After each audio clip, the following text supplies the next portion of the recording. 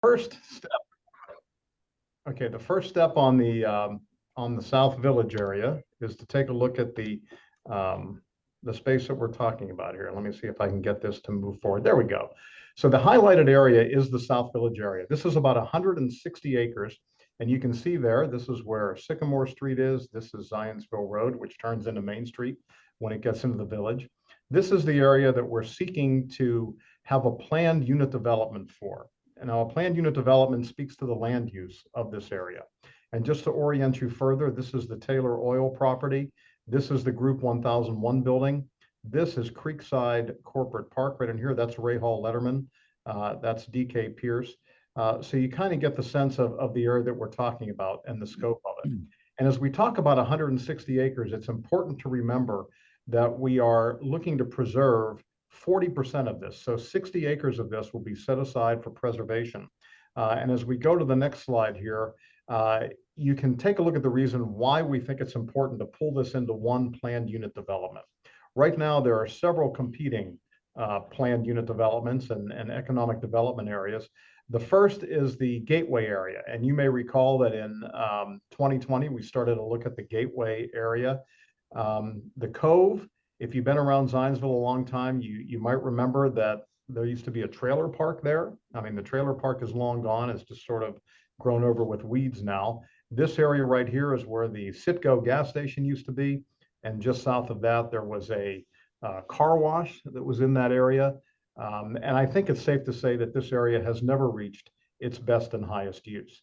You know, going a little further south, the Taylor Oil property is under an economic development plan. This, of course, is Creekside over here, and then the Dow PUD for that land that's south of the current 106th Street. So our thought here is that if we can combine this into one PUD that the town controls, instead of letting landowner A do something, landowner B do something else, and landowner C do something else, that we can control it on the front end. So we get, in the end, the development that we want to have. We can control the architectural standards, the setbacks, the size of the buildings, where the utilities go, all those things, so that we can have a comprehensive look and a comprehensive view of what the end result is going to be. So going on to the next slide here, the first thing we would do is consider the road realignment. Now, this is a larger picture, so you can take a look at what we're talking about there, but I'm going to take it and flip it because I kind of tend to think north to south. So now we're north up. And right down here, this is Zionsville Road. And just after you get across the creek, the traffic engineers tell us that doing a dog bone roundabout is the best way to get you to the west. So the purpose of getting you to the west is to line up with First Street, because this is the way we want to move traffic through town in a more efficient way. Right now, there is a traffic light here. And if you're at that traffic light in the morning at 8 o'clock or in the afternoon at 4 o'clock, you may have waited there 4 or 5 different cycles before you can get through. So this way, the traffic would keep moving. And what this dog bone roundabout does is it compels drivers to go slowly. Our traffic engineers have a psychological component too. They look at driver behavior. And what this would do, they say, is keep people down to about a 15-mile-an-hour pace as you go through this roundabout. And as you come out and you take a look north, you see that there's another roundabout that you're coming to. It's about 400 feet between these two. And they say that driver behavior is that would cause you to slow down, keep it a slow pace before you go through this roundabout and then head north. Now, we know that a roundabout is 14% more efficient than a traffic light is. So if we're going to get people through this area 14 times more efficiently, we've got to deal with this intersection too. This is First and Oak right here. So the current thought right now by our traffic engineers is to create a one-way situation on this block of First Street, and that would allow for traffic to continuously flow along First to Oak, and then from Oak onto First. This one block along Lincoln Park could be turned into a one-way segment of First Street going north. If you're coming south on First Street, above that, at Cedar, you would have a choice to make. Either you turn on Main Street to come down Main Street, or turn to the right and come up to 3rd Street to get out on Oak and continue your way out to the west. As part of this, we know that in Zionsville, we have a need to increase our pedestrian safety. And so the approximate areas for crosswalks would be here and here. And those could be done with a hawk system. And if you're not familiar with a hawk system, basically that is a button that you press when you step up to the intersection. It causes lights to flash. And that causes the cars to either slow down or stop, giving you safe passage. Currently, pedestrians here in this area are kind of on their own and don't have a good safe crossing spot. So we're hoping that this would help in that regard as well. Now you notice this yellow line here in this area. This is something that's been very important to me. I think as you're coming up Zionsville Road from the south, that you need to have a view into the brick Main Street, into what it is that makes Zionsville special and unique, to make you want to come back in to Zionsville and come to the brick street and enjoy everything that we have to offer. So as you're coming up Zionsville Road, you would see into the brick Main Street. There can be no buildings in the way here. There's got to be a preserved view shed into that building and into Main Street. And then Hawthorne and Pine Street could be returned to two-way streets. Right now, they're each one-way streets. If we can convert them back to two-way streets, that will give people access points back onto Main, both at Hawthorne and Pine. And then it becomes a matter of messaging. You know, come to our historic Main Street, come to our iconic Main Street, come and see the shops and see what's waiting for you on the brick Main Street. So that's part of the thinking there. Now, this is traffic engineering studies that are going on right now. We have a draft report from our consultants, and we are very close to finalizing the plan for that. Now, this area right here, this is the old PNC lot. This is where PNC used to be. The locksmith shop used to be there. This is now a surface parking lot. And I'm going to come back to this, but I just want to, kind of put this in your mind, this little area right here that could end up being a civic plaza that can tie this area together. But again, we'll talk about that more in just a minute. So importantly, here are the use areas that we have in mind. And I want to start with everything that is in dark green, because I think that's exceedingly important. Everything that's in dark green is conservation area that will be preserved, and that makes up 40% of the land area in this proposed planned unit development. To give you some sense of, what this is, some sense of scale, this is about 60 acres, these dark green spots here, which is the equivalent of 3 Lions Parks. So that is the scope that we're talking about in the conservation area. This area, whoa, I bumped that, sorry about that. This area here is an important watershed, and it's also a wetland area, which is important to our wildlife. The watershed is very important to our drinking water and also the drinking water of the folks in Indianapolis. So the Indiana Department of Environmental Management is very engaged in this area. The DNR is very engaged in the creek. And we are going to make sure that everyone is satisfied that we are not damaging the environment here and that we're not compromising our drinking water or the wildlife habitat that exists. That's been very important to me from the beginning. And if you come over here and take a look at, the kind of uses that we're talking about, the kind of rust-colored areas are the, sorry about that. Oh, there we go. The rust-color areas are the mixed use areas. This is north of the creek. So there could be maybe shops on the first floor, maybe office space, maybe some residential above that.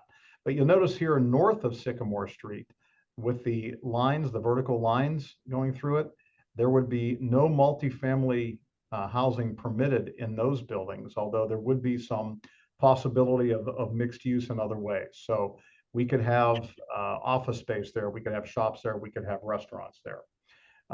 The yellow areas here are single family. So those would be single family homes, which would provide a buffer. If there are multifamily units in here, this would provide a buffer for the folks that live here in the village. When they look out over this area, they would see single family homes. The multifamily homes that are behind that are possible, such as townhomes or condominiums or perhaps apartments, would be behind that. In this area right here, this purple area with the vertical lines through it, This is an area where we would say that multifamily housing there would only be a special exception. And that's something that a landowner would have to come back to us and make a case for. We would not expect that single family, well, we can have single family homes there due to environmental concerns, but multifamily would need to be approved in a later process.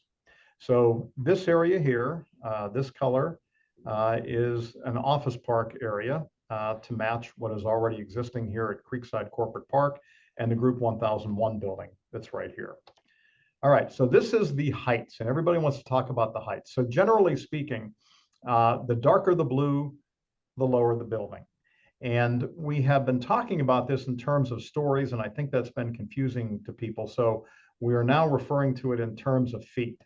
There was a time when in building you would say, okay, a 10-foot building means equals 1 floor. Building techniques have evolved, and that's not always the case today. So we are talking about this in terms of feet. So right now in the village of Zionsville, the height restriction for the village business district is 35 feet. So everything you see here in dark blue would be restricted to 35 feet. In this area here, which is just along the edge, the village business district is there. This is along the edge. We could go a little higher to 40 feet. And inside Corporate Park, the minimum height is 20 feet, just to give you some perspective of what would happen there. So moving on down away from the village, we're allowing for a little taller heights here, 26 to 50 feet. And then over here, we could go to 62 feet. And before, you have a reaction to 62 feet, I want to point out that the Group 1001 building is 62 feet. From the road, it looks like it's 4 stories tall, but it has a parapet on top of it, and it has a screened-in area where the air conditioning is and other mechanical devices. So that raises it to 62 feet. So the goal here and the thought here is to create buildings that match the Group 1001 building. This is a way to increase our assessed value and to help take the pressure off property taxpayers in Zionsville and get more corporate taxes into our corporate taxes into our tax base.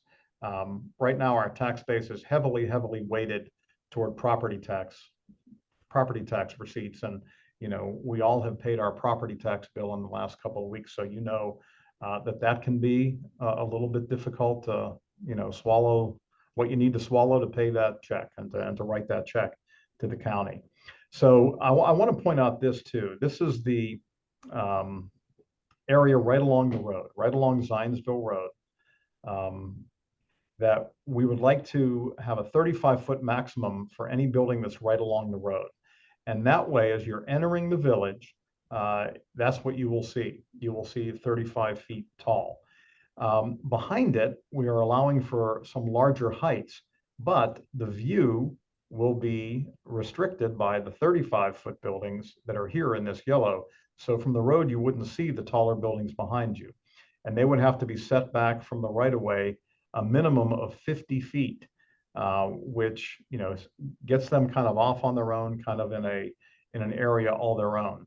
And again, this area is designed to mimic and to complement the Group 1001 building, which is right here. So I know we're going to take some questions here in just a couple of minutes, but I want to go back to this area right here. This is the PNC Bank lot. And this is one of the few lots that we own. Most of this land is owned by private landowners. And the reason that we want to have a town-led PUD is so that when they decide that they want to do something with their property to enhance the value of their property, that they have a structure. They have a height guideline. They have architectural standards in place. They have setbacks in place. They have utility placement in place. So they know that if they want to develop their lands, they have to meet the criteria that we are setting out for them. In the past, it has been developers that have come up with their own criteria, come to the Plan Commission, to ask for the opportunity to build there, to get the variances they need to build there. We're taking the opposite approach. The town is laying out the protocols before that process begins. That's why it's a little bit different. And it's also why we don't have planned proposals, or proposal plans, I should say, to show you right now, because they don't exist. That's going to come later after we identify the land use in this area. So now getting back to this lot right here, the PNC lot, this is a spot for a civic plaza that we think could be the thing that ties all of this together right here. So let me just show you what we think we could look like. And before I hit the button here, I just want to say that the picture on the left is an artist rendition of what could be there. It shows green space. It shows a amphitheater. It shows a pavilion that can help protect the farmers market in the summer and maybe house an ice skating rink in the winter to bring more people downtown. But this is not the design that I think anybody here would really favor. It looks a little bit ancient Rome. There it is. So there you see it on the upper left-hand side of your screen. You see the green space. I like that. This is the pavilion back here. I think that's a little bit, I don't know. That's not quite Zionsville. And in one of the chats that we've done with our Village Residents Association, someone said, you know, we're a railroad town. Why don't we lean into our railroad heritage? And that's the picture on the right here, showing some architectural features that we could possibly incorporate in this civic plaza. But we need this to be a space where people can come and, you know, spend time, have a little green space there, have places to sit and relax, to bring in events like maybe the tree lighting ceremony at the holiday time, and also the farmers market every week, and bring in other events, have concerts on a weekly basis. It would be up to us as a town to activate this space. Now, I want to point out, I want to go back here. This is the space that we're talking about here. Just to orient you a little bit further, the Friendly Tavern is right there. Dairy Queen is right there. And Scoop is right there, offering a tremendous opportunity for anyone to grab a hamburger, grab an ice cream cone, have a little picnic in the park. And that's the kind of space that we really want to activate there. This project would have to be sequenced in a way that we do not impact anybody's ability to access the Village Business District.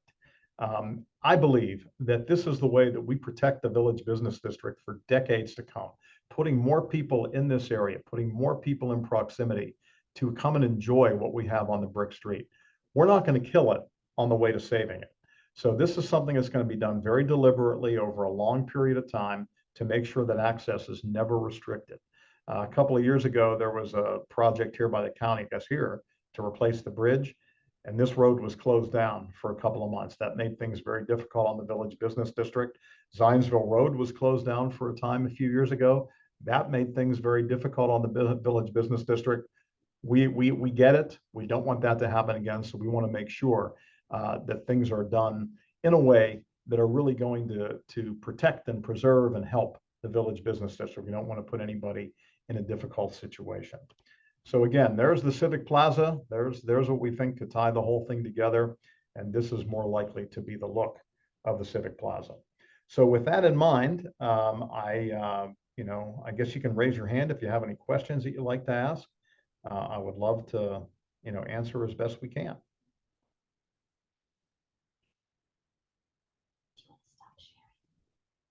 Oh, I got to stop sharing. Okay. Okay, I'm going to stop sharing. There we go. All right. So does anybody have any questions that they would like to ask? Parking. There's a good question about parking. Yes, can I speak to parking? A lot of people want to talk about parking. I get it. Okay, so are we sharing? Is this on the screen now? It looks like I don't go back to Zoom. Okay, all right. Parking. Well, let me as Kate works on this here, let me see if I can talk about parking. So yes, we understand that parking is an issue, and we want to do everything we can to make sure that people have a place to park when they come to our village. There is some talk about a parking structure. And when I say parking structure, I say that very deliberately. And that is because by wrapping a structure and putting a facade on it, you can have parking that, there we go. Okay. parking on the top floors, and you can have shops and restaurants on the bottom floor. So one thing that we are considering right now is this area right here. If you've been around Zionsville for a long time, you remember when this was the Shell gas station. That closed, I don't know, maybe 20 years ago or so. And that now has become a town parking lot. It's a U-shaped parking lot. It's where the farmer's market is in the summer. We think that by building a parking structure here, we could share that perhaps with the Brick Street Inn, which is about to make an expansion, and also have enough spaces to add net spaces for the downtown business district. That is one of the areas we're looking at. There's also parking considered in some of these other areas, but we have to remember that we don't own the land. And that's important for people to understand that, you know, we own this little section here, we own this little section here, and the rest of it is privately owned. So we'll be working with our partners to make sure that there are parking options that will accommodate the people that want to come here. At the same time, one way to deal with your parking problem is to give people fewer reasons to bring their cars downtown. So this area here, and I'm going to take a step back. This area here is going to be conserved. And this is also a place where we can have new trails connecting to the Big Four, which is up here, that will get people into town safely, give people not a reason not to bring their cars. And that's one way we deal with our parking problem. We think that a trail can come up underneath the bridge here to get you safely from one side to the other. This is Creekside Park. This is Creekside Corporate Park, which also has hiking trails in it and spaces in it. So, you know, we think that there's a great opportunity there to increase mobility, have spaces for bicycle parking downtown, and that would be a great way to help solve that problem. But yes, so think of perhaps a parking structure in this area right here, and then, you know, we're looking at a few other areas around town too. So I have to stop sharing again. All right, any other questions? I know you have them. Please share them.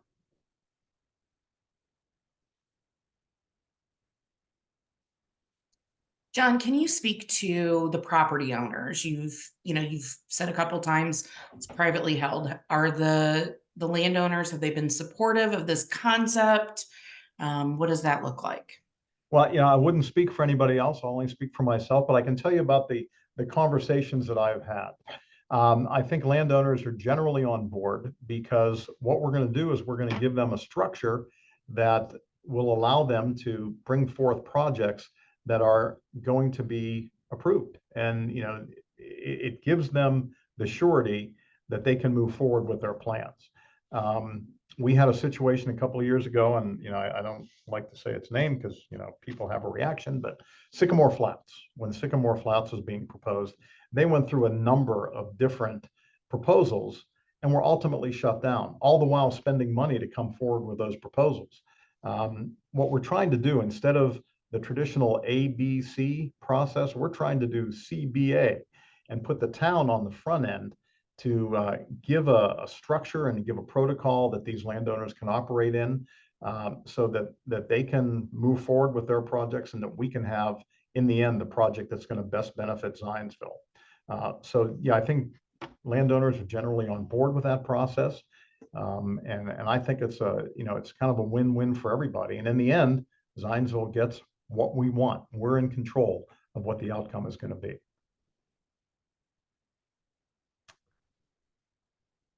What type of environmental remediation will be required at Taylor Oil and Dow Chemical? Well, the IDEM is involved in the Dow Chemical property, and they do borings on a regular basis to take a look at the soil samples. There's a lake back there. They take samples from the lake to make sure that the environmental issues are mitigated. And from what I understand, they have been mitigated on the Dow property. The restrictions are you can't have housing and you can't have a school on the ground floor. And that's just not the Dow property. That's also the Creekside Corporate Park property as well. Those are the restrictions that exist there. Taylor, as far as we know, does not have any environmental concerns. And the old gas station just south of Sycamore Street, Sycamore and Main on the south east corner there, the tanks were taken out as soon as that stopped being a gas station almost 20 years ago. So the environmental concerns have been mitigated there as well. So I'm watching for more questions at the bottom of the screen here. Thank you, Tom. I appreciate that. You've got a couple, what's the plan for the old marathon lot and any high level timelines for next steps? Well, I think the first thing, as I mentioned, would be the road realignment. That would be the first thing to happen, and that would open up the space. And I don't know, can you see my screen right now? No, you can't. Okay, so the area south of Sycamore between Main and First Street, that would open up that area for something to happen there. And I think that is that's really important. That is considered to be some of the most valuable land in Indiana right now, and that would open that up for development again. As we do that, we are not going to have a building in the way of your view into the Main Street Business District. You're going to be able to see it as you come up Zionsville Road, and it's going to be just a taste of what you can experience if you come to Zionsville to appreciate all the great things we have in Zionsville. All right, shuttle service from school parking lots could help on the weekends, and that's an idea. That's been done in other places. We certainly have a lot of parking at our school parking lots, and that is a possibility. So that's something certainly that would be on the table. The old marathon lot labeled View Shed. I think you mean the old Citgo lot. So what we're looking at right now, what is likely to be the result there, is maybe two buildings in that area that split the View Shed to make sure that people can see again from Zionsville Road into Main Street. Nothing can obstruct that. And what I've also said as we've gone through this process is that the brick Main Street is sacred ground. We're not going to touch a brick of the brick Main Street. And in fact, it would become a right in, right out. So you'd be able to turn in right from Sycamore and right out onto Sycamore, which I think is important too. And in addition to that, we talked about the First and Oak Street intersection and making that a continuous flow intersection both ways from First to Oak and Oak to First. That's right next to Lincoln Park. And I have also made it exceedingly clear that Lincoln Park is sacred ground. We're not going to touch an inch of Lincoln Park. And as many of you know, before I had this job, I was the president of the Parks Board. And one of the things that we put into our 5-year plan for parks in 2023 is kind of a redo and a refresh of Lincoln Park. We're going to grow some better grass in there. That's the first thing. We're going to pick up the walkways and kind of change those to make them more ADA accessible and also make them even and wider, just make that a more accessible space. The pagoda that is in there is not in the best shape. Would like to do a little something with that. And there's a water feature that exists in Lincoln Park that could use a little bit of help too. So I think by preserving Lincoln Park, I think that's an important historic point in our town, and activating that, I think we could make really a great space there for people to enjoy. I'll just answer real quickly high level timelines for the next step. The next steps, again, the road realignment would be the first thing, but I think beginning to end, if we could go down there today and put shovels in the ground and start realigning the road, I think we're looking at a 5-year process for this area to be built out. And I say a 5-year process, understanding that municipal government isn't always the most efficient thing in the world. So probably more like 7 or 8 years before this is done from beginning to end. I think it has to be a slow, deliberate process. And again, we're not going to do anything that puts our business district in a bad situation. We want people to always have access to the village business district. All right, what is the timing for the PUD? That's a great question. Thank you. The timing for the PUD is that we're going to the Plan Commission on Monday, May 20th. And the Plan Commission will give a recommendation either a positive or a less than positive recommendation, then it will go to our town council, and the town council has the vote on whether or not to put this PUD in place. We have been working very closely with the town council. We're answering their concerns. We're working with people. Everybody that, when we go out and we do one of these presentations, it's important to me that we hear what people have to say, because I've been here in Zionsville for a long time. I know the way Zionsville works, and I think that people here want to have ownership of this process. And if people have ownership of the process, they're going to be much more accepting and much more supportive all along the way. And I think that's the way this needs to be. I see this as a community project. It's very important to me that we hear as many voices as we possibly can from beginning to end. So, I want to hear what people have to say, and we've gotten some great suggestions, and I'm sure we'll continue to get great suggestions as time moves forward. All right, so let me see. Any new messages here? Any new questions? I hope I'm not missing anything.